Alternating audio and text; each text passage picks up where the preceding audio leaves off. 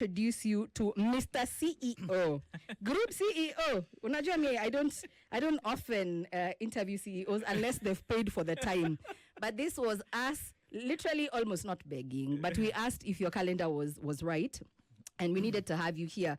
Mr. Clifford Kinyua, I don't know if you've seen one of the youngest CEOs in the space, in the region, Saracen Marketing Group, and we're going to be having a conversation on the creator economy versus traditional or legacy media, competition or collaboration.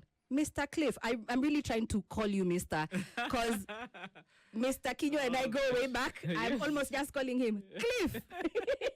May I not call you that, but I just wanted to clear the air. Kikana kuzoea. I don't bring your CEO here. You think I'm going to be calling him Nani? Where? Yolanda Bulo, hi. I'm fine. How are you? I'm well. Good afternoon. How are you doing?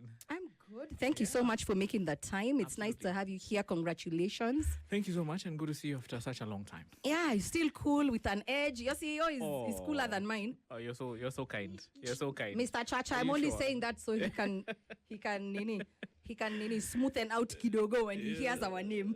Good to see you. Good to see you, and I'm happy to be here. Good to see you too. Indeed. Now, we've been having this conversation. I don't know if we have it in hash tones or it's an assumption also, not just a conversation.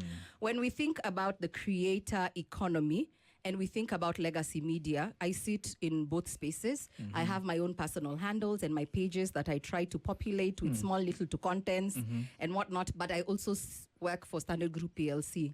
Yeah. Are we in collision? Is it collaborative? Is it competition? What's happening? Because by virtue of everyone having a ring light, their phone and the internet, everyone is it safe to assume I'm asking you many questions? Yeah. Because it's not an interview, it's a conversation. Yeah. So that I can guide you. I like conversations, yes. Yeah. Absolutely. So is everyone a media house now? Hi guys, welcome to my YouTube channel.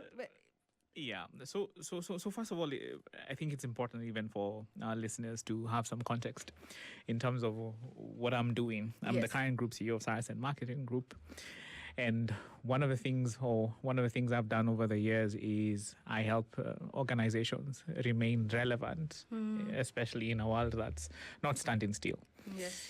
And more so relevant, even for me currently, is and it's so relevant in terms of the conversation we're having, which is around technology, changing consumer behavior, AI, and then this new emergent thing that we are seeing tensions or perceived tensions between traditional media and creators.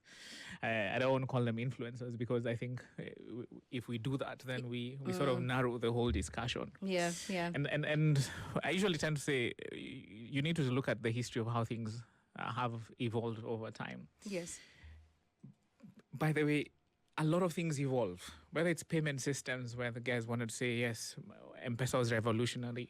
It was an evolution. Yes. Same thing that's happening. If you look at how society evolved, even in terms of influence, it said with storytellers, the guys who packed that thing, then came in as time evolved, as society changed, broadcast came and institutionalized influence because you shape the agenda. Yes. You might not influence, but you shape the agenda, what you people are talking about, which Standard Group currently has a serious notoriety for telling the truth.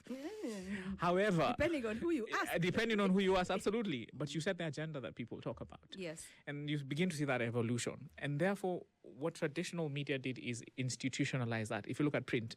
So therefore, you began to build a community and people trusted you. And that institutionalization meant that you have systems. You have editorial that says this cannot go on, this can go on. So you began to what I would call gatekeeping. Yes. What as digital has shifted has removed that gatekeeping, and now everyone and the bureaucracy exactly, and the walls. And at the heart of it is relatability. Yes. Because what's happening is now I can talk to, I feel like I have access. And that's what's happening. So it's no longer attention. It's the institution has changed, right? And now, of course, you have more people getting past those barriers. Yes. And then they are creating. And then they are becoming opinion shapers. And there's many examples you've seen that. And if you look at how, I don't think there's attention. If you look at what guys like Churchill have done for the industry, they platformed using traditional media, platformed guys who became famous. Same to you guys as well. What's happening is this traditional that you're calling radio is shaping you with your own social listening. So I don't think there's attention. I think there is an unbundling of this institution called media. And what the traditional media needs to do is get with a program, which is basically, can you be more human? Can you be more relatable? Because that's what it's sort of shifted. And that's, for me, my headline commentary or my headline view. I mean, we can go into other details, but that's significantly what has shifted. So it's not really attention. I think it's an evolution, and societies change. They're not static, and they'll keep changing and evolving. And therefore, that's what you're seeing. That's happening across this industry. Or I love how he's really tried to soften the blow. Because if you speak to, I'm serious, if you go to our executive wings, and I'm talking about all the big media houses, they will come tell you that it genuinely has changed, and we're going to talk about media spends. But before we even get to the money, allow me to veer off course a little, because I kind of could tell that you were going to say that. You're going to say, oh my God, it's the natural progression of things, Yolanda. It is where the media is. We're not at loggerheads, traditional media and new age. You've said to see influencers, that is almost watering down what they do. Should these same content creators or the content creator industry be held by certain media ethics and codes of conduct? Because you're saying it's here to stay. And I just feel like even in this free-flowing, what you're saying, it has no barriers, it's fluid like water. Yes. You also can't let people run amok. Absolutely. Right? So do you think, that's just a footnote in our larger conversation, do you think they need to abide by certain laws and codes of conduct and ethics, because they don't? So the reason why I say it's an evolution and you say change, two similar things. It is changed. Yes, it has changed because it has evolved. Yes. And I can draw parallels even to Saracen Marketing Group. We've been around for 23 years. Yes. Those 23 years, when this guy started and now, is completely different. I'm dealing with a very different world where what we used to buy has completely shifted as media. What we are buffeted by technology, by AI, by changing consumer behavior, changing client expectations. I mean, money is following influencers. And so that's happening. So when you're talking about whether because influencers or content creators are getting into this space that's regulated, that's a policy question that needs to be addressed, because, and even for the influencers themselves, you can look at it two ways. Yes, there needs to be policy discussions that need to be had, and those can be had because that's how society generally evolves because of standards. Yes. And you can just hear one of the things, the headlines there is around trust. Yes. Media houses, and if you look at it, even currently, what happens is you guys shape the agenda. Influencers pick your agenda and take it online to even break it down. If you look at even the 2024 scenario in Kenya, what was happening is guys went into civic education mode. They were picking what's in the headlines and then translating it to their... So that's shifting. In terms of the influencers or the creators who are actually going to unlock economic opportunity are guys who are organized for structure, just like you guys, and control. And you can see some of them emerging. I mean, there are people who are monetizing this craft because now it's been democratized and they've devolved, so to speak. Yes. So the guys who are actually building those institutions and that architecture are the ones who are going to benefit more. Do you have a machinery? Do you have, like, for example, if you're going to be an individual media house, do you have a research team? Do you have a producer? Those guys who formalize that benefit more, even when you're talking about trust and ethics. Yes. Because at the end of the day, we are all peddling trust, because trust is a premium. Because people listen to still traditional media houses, for example, because of one thing, you're authentic. There's a whole thing. But before things hit the airwaves, guys have trusted, right? Yes. And so that's what's shifting. So it is an evolving space, and those discussions must be had. But that's what I'm seeing, or rather, that's what I'm experiencing. I mean, we have friends who are online. I've seen guys like, I think creators like guys like Lin Gugi, right, do their research. We have other creators online on TikTok, Susan Mongeli, who works for So you begin to see how they are turning that to tell African stories, and you can see they're professional. They are professionalizing themselves. So sometimes it's you regulate yourself or you'll be regulated. But however, the better regulation is just how do you make it. How do you enable this ecosystem to thrive economically? Yes. Because then it begins to make sense. Not adverse things in terms of limiting it, but it's just to use it responsibly. And you can see where the government is coming from, especially when it begins to enter such spaces. It's around, is this breaking our society? Is it sustainable? And things like that. So we have a big responsibility, or everyone does have, to make sure that then is it benefiting us economically, socially, and overall well-being as well. I love that. Yeah. I love that. And what you talked about, the responsibility at the end. So let's talk about the devil in the room. The reason why sometimes I feel, this is my personal opinion, my 2 cents as Yolanda Mula, as an individual, not my organization. The creator economy and the traditional media are at loggerheads because of advertising spends. Yes. Nobody wants to talk about that. It's where the money is going. When you, in the space that you sit, CEO, Saracen Marketing Group, you sit on top of the food chain in how you influence spending. Absolutely. Right? Yep. Impact versus numbers. This is what we're fighting over, isn't it? And what is your say on impact versus numbers? Because I feel like that is where traditional media or legacy media is left behind. Are you guys solely looking at, when you're looking to put client activations, and I'm trying to speak in layman terms because I feel like we have an industry language. Yes. Kuna mtu anasikiliza, staki tukuwe na conversation ya Cliff, CEO wa Saracen na presenter wa. Right now, most media houses are struggling. Yes. And when I'm sitting here, hi HR, you know HR like my show. I'm not talking about us. It's general speak.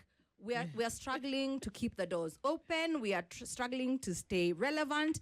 And this can be probably worded differently depending on who you ask. But I feel like it's a struggle because we all find ourselves in a place we probably didn't see in the past 20 years, right? Yes, correct. When it comes to this spending, you guys who sit on the other side of this divide, what are you looking at? The bottom line, is it impact? Is it numbers? Because from where I sit, Clifford mkona tabia mbaya, it looks like it's just simply numbers. And I didn't call your CEO here to dress him down. It's a conversation. No, let's do the math. Yeah. Let's do the math. I would even just say, okay, take out a pen and let's do some math, especially for the guys who hated mathematics. And I have an equation for it. Yes. When advertising started, and you look at what you sell time slices. Yes. Which equates to time and attention. Yes. That's what we bought. That's what... Traditionally, that's what you're offering. We build an audience. We have influence. They listen to us, and therefore, in between there, I heard you saying, let's pay the bills. Yes. And that's where it starts. So you're selling attention. So if attention is the outcome that all of us are buying, because that's what you do. You have a community, and that's what you monetize.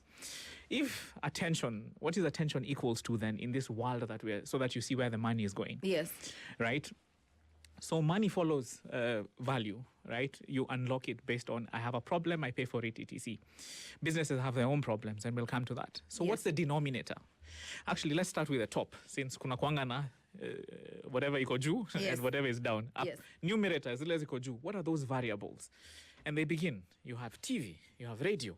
Not just one TV, multiple. TV, radio, print, right? Name them. You have, Netflix. You have digital, TikTok, Instagram, That's all. All these variables sitting up here. That is where attention is going. Yes. Right? All that attention, right? Then what's your denominator then? It's time spent. That is what is equals to attention. Retention. Absolutely. It's how much time am I spending? That is where money is going. So you tell me, what variables have come into that pie? So many more, right? Yeah. You guys used to be the top guys there. And that's what used to be. It's mathematics, right? Like you said, let's do the math. It's a numbers thing. Gloves off, right? But it's a reality that we are living in. And for me, it's actually having a deeper understanding of what do people buy. And that's why you're finding a lot of people are monetizing their audiences. And therefore, the audiences you used to command have been democratized. They have gone to a level where I might have 30,000 people on my YouTube page who are listening to me, right? Yeah. I can monetize that audience, and that's what's happening. So, but however, what can traditional you call them media houses do, is to do the thing that other people cannot be able to do. You're an institution. Yeah. There are things that you do so well, which is around trust, right? If you looked at most of even the news items, is people look at you guys in terms of you do trust so well. So Yeah. what is that trust looking like moving forward? You guys do trust so well, then how do you make sure that you keep doing that pretty well, more than anybody else can do? So traditional media houses need to keep doing what they do pretty well, and of course evolve to the times, which has become more humane, right? Which remove that bureaucracy. And I've seen a lot of media houses doing that. I'm sure this show is actually streaming on digital as well, Yes. on socials as well. So you're already beginning to cross that divide. But of course the economics have changed, and that's a reality, in short.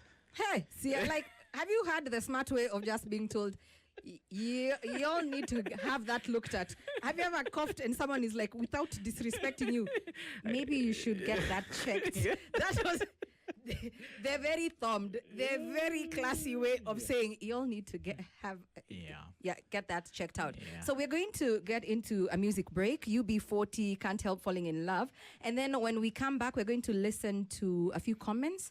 My producer told my producer, go outside there and talk to Kenyans and ask them who they're listening to, because you've talked about audience retention, Absolutely. which we don't like to listen to. We say we have this infrastructure. Can I just tell you, you see this ecosystem here, this radio ecosystem? Absolutely. Yep. I'm sure you've not seen radio stations that look like this. This is upwards of 500 million Kenya shillings. Indeed. So when someone puts in this kind of infrastructure, they're expecting some ROI. Yep. So imagine the bruised ego when someone with a phone and a ring light sitting down and he's laughing, but I'm not taking the piss, I'm saying the truth. So egos are bruised even when you're talking about it and you're talking about the science behind it and the reality we find ourselves in, Mr. Kinyua. Yeah. Just washe us kidogo, don't be like that. And I am. Yeah. And the same washe applies to us as well as an industry. SpiceFM Marketing Group is also going through the same thing, and we can sit here and compare notes and have a support group. Whose washe is because the same reality is buffeting all of us. And that's where we are seated. And so for me, it's just like we as RSN Marketing Group have redefined what business we are in.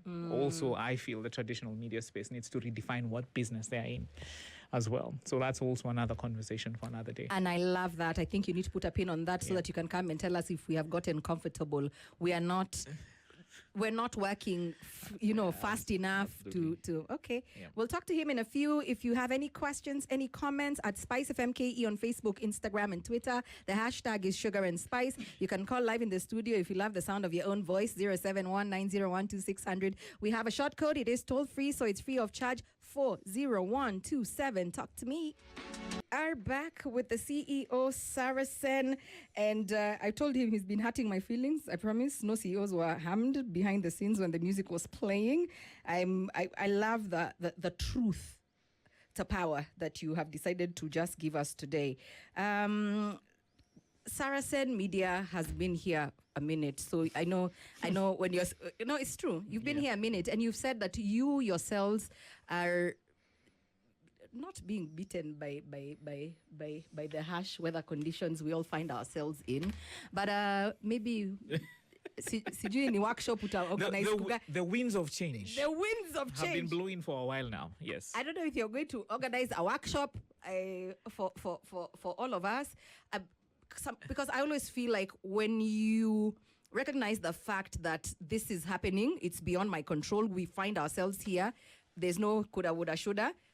There's no them and us. We're all in this, everyone is uniquely positioned to have their fair share of whatever it is you want. That's the only way we can move forward with solutions. And that's the reason why we decided to have you here. I don't know if you would like to probably speak on something I asked you, whether you feel like we are comfortable as legacy media, because we have, when you think about what you answered when I asked you, you talked about our credibility, you talked about our trust, right? Yep. You talked about our credibility and you talked about our trust. And if, allow me to play devil's advocate, Mr. Kinyua, you have almost reduced us, or the public or the world has reduced us to a reference point. Yeah. You know the way you know the word, but you don't know how it's really spelled. You go to the Oxford Dictionary to read it. Yeah. But so you know the word. Yes. You just didn't know soliloquy, how it is spelled. See, even ndio najaribu kusema, let me give you a perfect example. Yeah. The former Mr. Raila Odinga, Honorable. Yes. It's called when I right honorable. It's a right honorable. Honorable. Yes, Yeah, yes, right. Correct. The day he passed away, I started the show. I was told, shut up. You are going to pretend you have not seen on X. But that's not how the flow of information happens.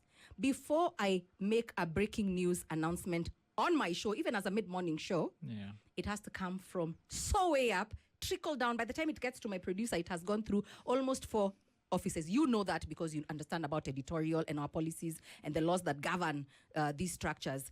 But that person who is sitting there with their bundles and whatever does not understand that. Do you think traditional media, legacy media, has just been reduced to a reference point? Because you're talking about credibility. Are we still in existence? Are our doors still open? Do I still have a job, Cliff, because people have to have a reference point? Is that what you're saying?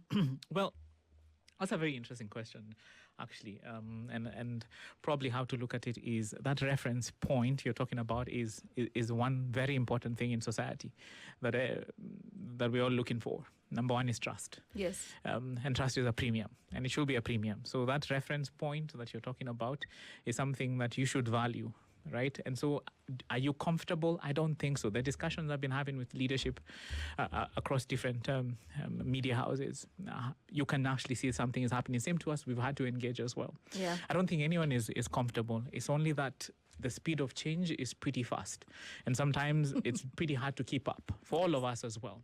And so even when you look at what you guys as an institution have been is you're not a reference point because in this dispensation, yes. A radio is not just a frequency, right? A broadcast, a television is not just a broadcast schedule, so to speak.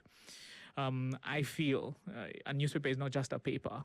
So a lot has changed. And what you should be is that reference point is trust. That reference point is around knowledge. It's around people like you, talent, in terms of what you guys can do, expanding that as well, and your audience institutions.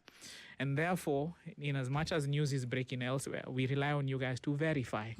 So the question is, then what is that business model looking like now, taking you forward? So you still relevance. Of course, you've lost audiences, and economically things have shifted, which happens to any industry. It's happened across different industries. It's not just media. It's everyone. AI is reshaping the landscape everywhere, from banks with automation, consulting businesses, even us as well as an organization, SpiceFM Marketing Group. Yeah. There are roles that we will not be filling moving forward because we've automated them. Yeah. We've introduced workflows where we've built software around them to serve those things. We are infusing AI for intelligence. And so therefore you are seeing new actors coming in, and then you can't discount AI because AI is completely shifting the conversation in terms of, think about it this way. Before you used to go to Google, and then it tells you, there are these following pages. It hits you with links, etc. Yeah. AI is moderating, right? It's a new editor. It is actually deciding how it will tell you, actually, out of this, let me summarize for you this whole story in a nutshell. Yes. And it's a conversation. So again, you have a new moderator. And therefore, you begin to see the things that stand out for us, especially moving forward, is the humanness. What is that thing? Trust, integrity, the things you do on knowledge to synthesize those things. So we are moving into an economy where, of course, all of us are trying to figure out where we do fit in. And that's the change that is so uncomfortable right now. And it begins to feel like loss of revenue. It begins to feel like I'm out of a job. But it is normal. But the question is, like I said, we've had to redefine what business we are in as SpiceFM Marketing Group and what does the next 20 years look like, which is the same thing that I've seen happening within the industry, everyone trying to find.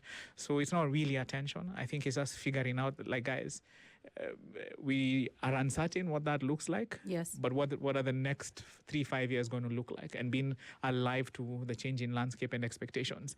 I mean, these Gen Zs have completely shifted a lot. Yeah. And you see it everywhere in terms of how they behave. I mean, influencers came in, Gen Zs introduced de-influencing. Yes. Yeah, they're just like, you guys, you're overselling. Yeah. Don't buy this product. So you can already see the power shifts as well. And the landscape is changing. Who would have thought there's something called the influencing? Where would you have platformed that? True. Yeah, so that's the reality we're operating in. So yes, what business are we in is a big question. All of us need to dig deeply into. Let me play some. My producer spoke to some members of the public and asked them just the footing. Where do you go to for breaking news? What is your most reliable source of information? And I don't know if it's going to echo your sentiments but you can definitely comment about. Let's find out. Okay. Mainstream social media influence. I would say each and every single aspect has its own influence in its respect. There are some areas where social media shines, but there's some areas where mainstream media shines. So I'd put it at that. I can't say that there is any that is way above each other, but social media is because everyone is there at that point and moment. But in mainstream media, it takes time because there are like editorial policies that have to be looked into. So that would be approvals, that would be verification, where social media doesn't have that. So it is a question of which one works for you. For me, I think social media, because you get to see and watch the news in an instant instead of just waiting for 1 p.m. or 7 p.m. news. Yeah, and people don't even have time to actually go log on to TV and just watch the news. So I think social media works for this generation better. I personally consume mainstream because I believe it's more trusted information, verified, and with more analytics to it or more insight to it than just social media. Social media these days has a lot of fake information that is very misleading. And as much as social media has reach, I realized it doesn't have reach in all the parts of the country because majority of the people, especially in the rural areas of the country, depend entirely on mainstream media as a source of information. Well, I think both of them have the influence, social media and, of course, the old media. Social media tries to, of course, go with time. Whatever is happening right now, you'll get it on time. You'll have to know what are the details. But, of course, after following it on socials, everyone will want to watch TV as usual, and everyone will want to listen to radio just to rubber stamp. Is it true or is it false? And maybe which are some of the key details zenye zimeonekana pale kwa mitandao na hazijakuwa pale kwa, of course, mainstream media. So the work of the mainstream media is just to rubber stamp this is true and this is false.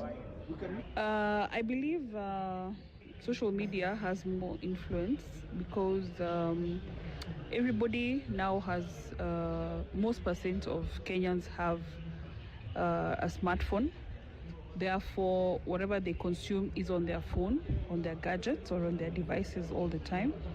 And why that? Because mainstream media, it is an appointment that you have to watch news at 1 p.m. or 4 p.m. or at a particular time, as opposed to social media or digital media, where per second or per minute, you can watch content that you want to watch, or if you're interested in news, you get it firsthand without having to wait at a particular time. Okay, Mr. Kinyua, I don't know what you have to say about all that. May I still feel like we've been reduced to a reference point? Yeah, I mean, and you can hear the language is around verifying, trust, accountability, context. Some of the things I do know, archives, right? We can go back and verify a lot of these things. Professional production. I mean, some of those things, yes, have gone out the window. But when you look at it, even how this media houses were established was around public accountability. Yes. And you carry a very big weight for society in terms of how you shape conversation. And that's why I'm just like, again, we need to redefine what business we are all in. And everyone is valid. We are mobile first, especially in Africa. And I don't, probably one of the last year when iShow Speed was around, we probably saw the impact of that, even for him as well. Yeah. Hitting 50 million streams as well. there's a different generation, and I remember older guys who were asking, well, who the hell is iShowSpeed? Hi, teacher me, and my meanwhile, producers are younger Gen people Z. are just looking at you like, what are you doing? So yes, that is changing, and these guys are owning a lot of those conversations.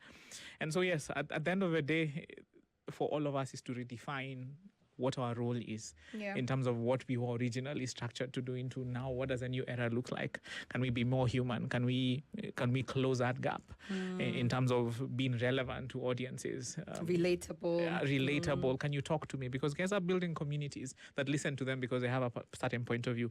But that's not the only place attention is.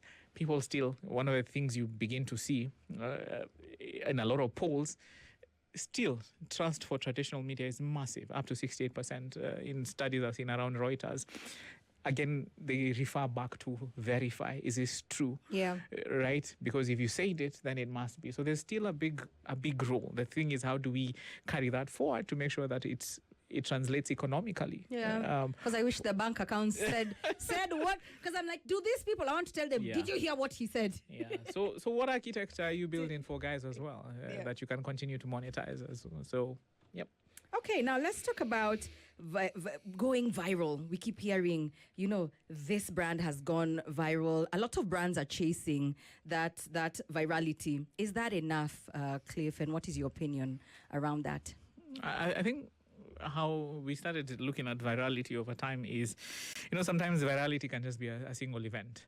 And if you look at the metric for virality, I think the outcome of it is it tells you how quickly something traveled. Then it fizzles out. Yeah. So even for brands, when you talk about chasing virality, again, you tend to miss the mark, because what are brands looking for? You choose a brand because of the experience it does make you feel. So in as much as it's a fleeting moment where you're like, okay, it traveled fast, but then what did it do? Was it memorable? Right? Did it change any metric? So sometimes brands need to be careful, because you end up funding entertainment as opposed to what your core essence is. So in as much as that should be an outcome of things that you did in terms of whether it's talkability. So again, you begin to, yes, it's a fleeting moment, but you want to fund that. Again, it goes back to what's the core purpose of brands, and what value are you chasing? What problem are you trying to solve?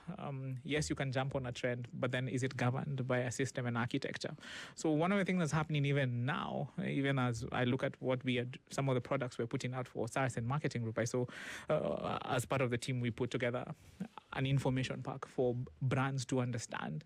When should I jump on a trend? Yeah. What are the guardrails? What should I do? What should I be chasing? What brings more value to it? Talkability is great, but it's fleeting. So I ended up finding an entertainment event, and it's fleeting. It did nothing for me as well. So again, we're moving into a very gray area where we are trying to build those systems for brands, for ourselves as well. But again, what is that infrastructure that we are going to put in play to actually be able to benefit from, whether you want to call it virality, but you can't chase virality. It is an outcome. You can't engineer for it all the time. There will be lots of hits and misses. I don't know if brands understand that. I think they see a dotted line between virality and brand affinity. And I'm like, they are way apart. You can't legislate for that because it can be a natural consequence of what you do. But planning for virality. Or a byproduct. A byproduct of it as well. But chasing virality is fleeting. I was about to say fleeting, but it's not a very cool errand to go on. And especially if you're a brand as well. I like that. What mistakes do you see brands making in today's media environment? Well, that's a very interesting question. You've touched on virality. Virality is one of them. Yeah. I think if you look at the whole, all of us are struggling to make sense of the new economy. We move from the industrial age, we're in the knowledge economy. And we're in the technology and AI era, where social media came and did what it did. It democratized distribution. Now things distribute much faster. Yeah. Making sense of what metrics to measure in this new economy is actually one of the biggest ones. Am I going to buy followers, right? How does that follow into my economic outcomes as a brand? Yeah. That followers don't guarantee you anything, right? So again, it's just making sure. One of the things brands don't do is looking at business outcomes.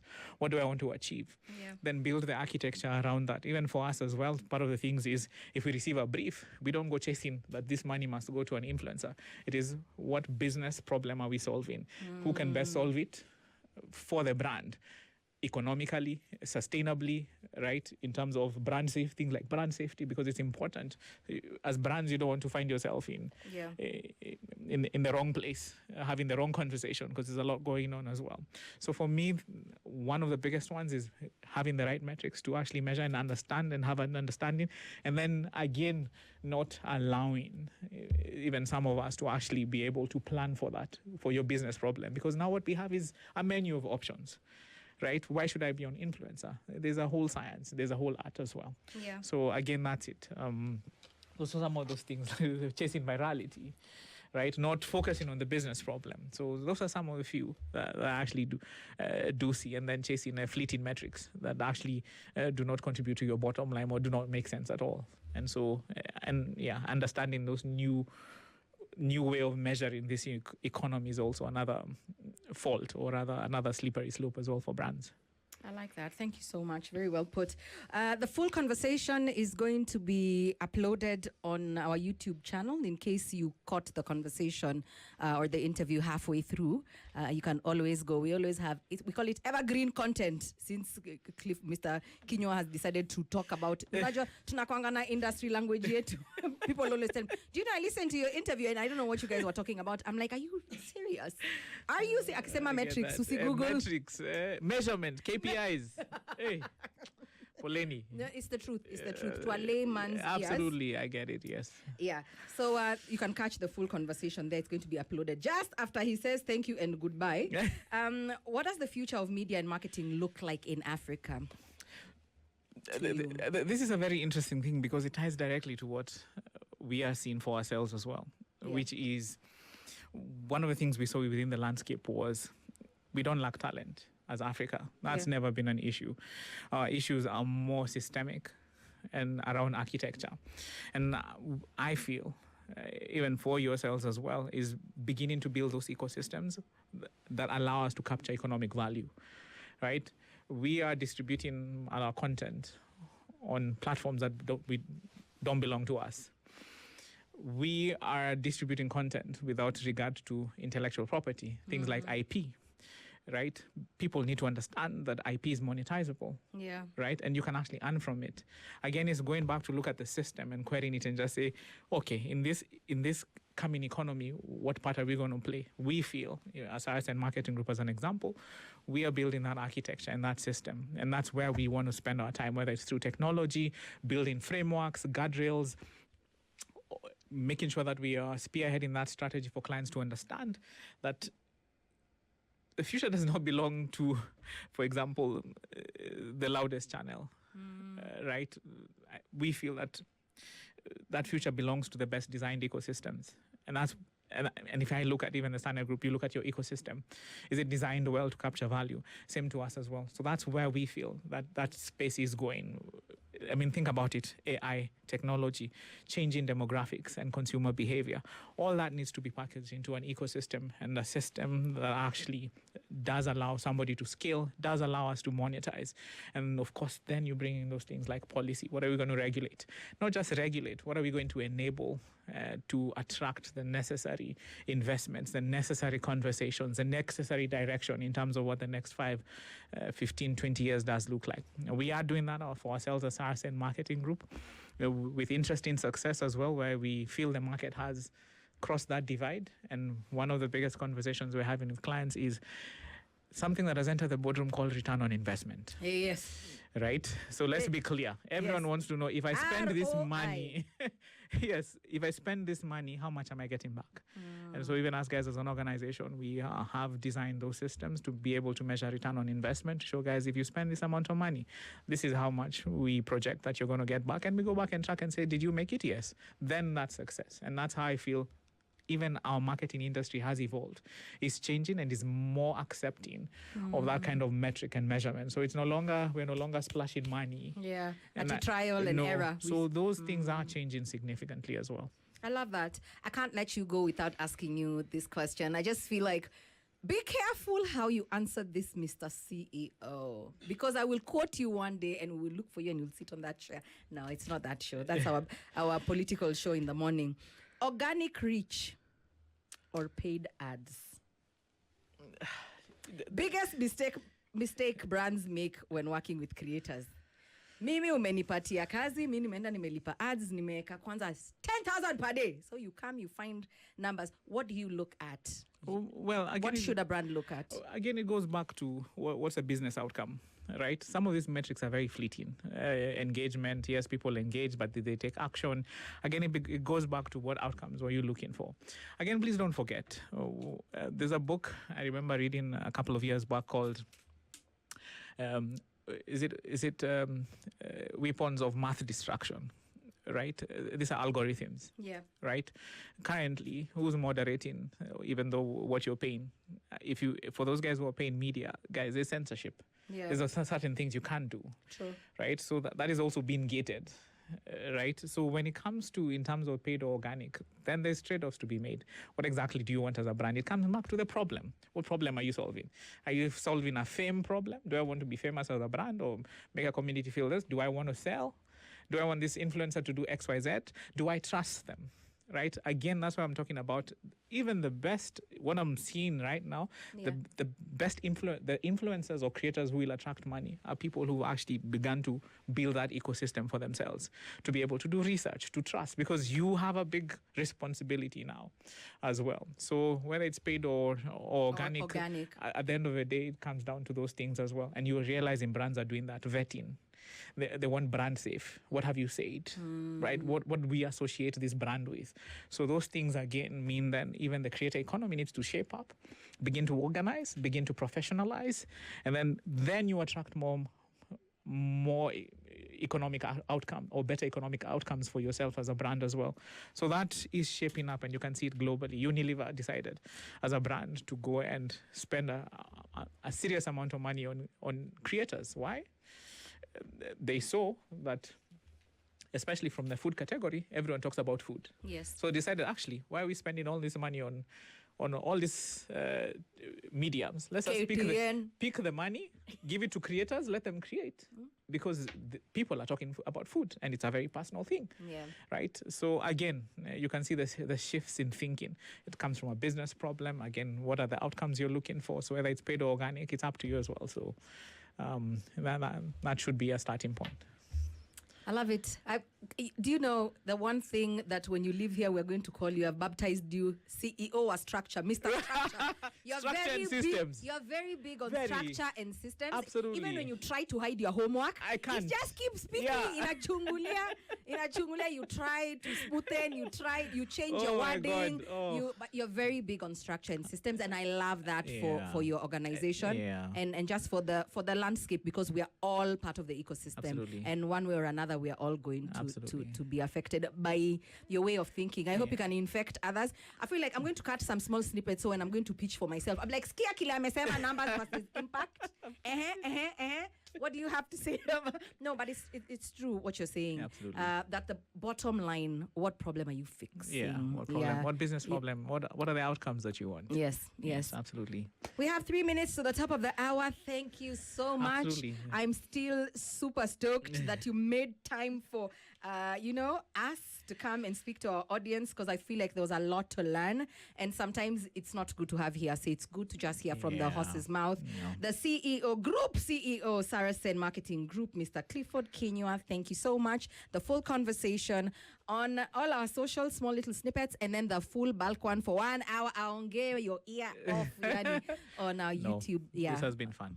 This has been fun, and I think every time even I read about this topic, one of the things I do realize is a lot of things will change. Technology will change, but the one metric I feel continues to stand the test of time is trust. And institutions that build their businesses around trust as an operating model will win in this coming economy. Right? Because that's what's happening. Guys who are building algorithms that actually check whether things are false, etc. So trust still remains that. And this has been a treat. And thank Thank you so much. This has been so cool. Good to see you again. Thank you, Mr. CEO. Yeah. And Suleiman is here with the news. Smile. Atakufanya influencer. There's the shmoney. See you tomorrow. Stand by for the news with Suleiman and, of course, the Spice Drive with Charles Otieno and Solo. See you tomorrow.